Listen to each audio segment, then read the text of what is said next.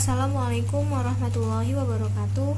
Nama saya Nadira Alifia Hafizah dari kelas 11 Perbankan 1. Di video kali ini saya akan menjelaskan tentang peran Indonesia dalam gerakan non-blok. Peran Indonesia dalam GNB. Singkatan GNB. GNB adalah kepanjangan dari Gerakan Non-Blok atau dalam bahasa Inggris biasa disebut dengan Non-Aligned Movement. Gerakan Non-Blok adalah suatu organisasi internasional yang terdiri lebih dari 100 negara yang menganggap dirinya tidak beraliansi dengan kekuatan besar apapun.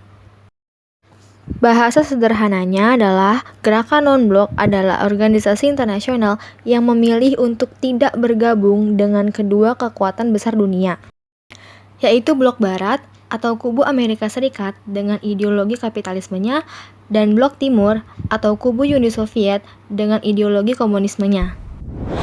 Gerakan Non-Blok didirikan pada tanggal 1 September 1961 di Beograd, Serbia, dengan pimpinan pertamanya yakni Josip Broz Tito. Kata non-blok diperkenalkan pertama kali oleh Perdana Menteri India yakni Jawaharlal Nehru dalam pidatonya pada tahun 1954 di Colombo, Sri Lanka. Dalam pidatonya, Pak Nehru menjelaskan 5 pilar yang digunakan sebagai pedoman untuk membentuk relasi Sino-India. 5 pilar tersebut disebut dengan Panchshila atau 5 pengendali. Sama seperti Pancasila bagi Indonesia, Panchshila ini merupakan pedoman dasar bagi gerakan non-blok. Isinya yaitu 1. Saling menghormati integritas teritorial dan kedaulatan. 2. Perjanjian non-agresi. 3. Tidak mengintervensi urusan dalam negeri negara lain. 4. Kesetaraan dan keuntungan bersama. Dan 5. Menjaga perdamaian. Anggota gerakan non-blok ada banyak banget. Setiap negara di benua Afrika, kecuali Sudan Selatan dan Sahara Barat, adalah anggota gerakan non-blok. Totalnya, ada 53 negara yang bergabung. Di benua Asia, totalnya ada 37 negara yang bergabung.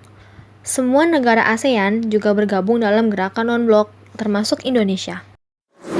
Untuk benua Amerika, ada 26 negara yang bergabung. Sedangkan benua Eropa, hanya 1 negara. Dan di Oseania hanya 3 negara. Jadi, total keseluruhan ada 120 negara yang bergabung dalam gerakan non-blok. Dan jumlah ini mewakili 55% penduduk dunia dan 2/3 negara yang tergabung di PBB. Bahkan, Indonesia menjadi salah satu negara yang memprakarsai pendirian gerakan non-blok. Selain itu, Indonesia memiliki 4 peran penting dalam gerakan non-blok. Seperti yang saya katakan tadi, Indonesia merupakan salah satu negara yang memprakarsai pendirian gerakan non-blok, yang diwakili oleh Bapak Insinyur Soekarno selaku pemimpin negara pada masa itu, bersama Gamal Abdul Nasir dari Mesir, Josip Broz Tito dari Yugoslavia, Pandit Jawaharlal Nehru dari India, dan Kwame Nkrumah dari Ghana. Indonesia menjadi pemimpin gerakan non-blok pada tahun 1991. Pada saat itu, presiden pertama kita terpilih menjadi pemimpin gerakan non-blok. Pada saat Indonesia menjabat menjadi pemimpin gerakan non-blok, Indonesia berhasil menyelenggarakan KTT ex-GNB. KTT tersebut bertempat di Jakarta dan dihadiri oleh 106 negara. KTT ex-GNB dilaksanakan pada tanggal 1-6 September 1992 dengan Ketua Presiden Soeharto.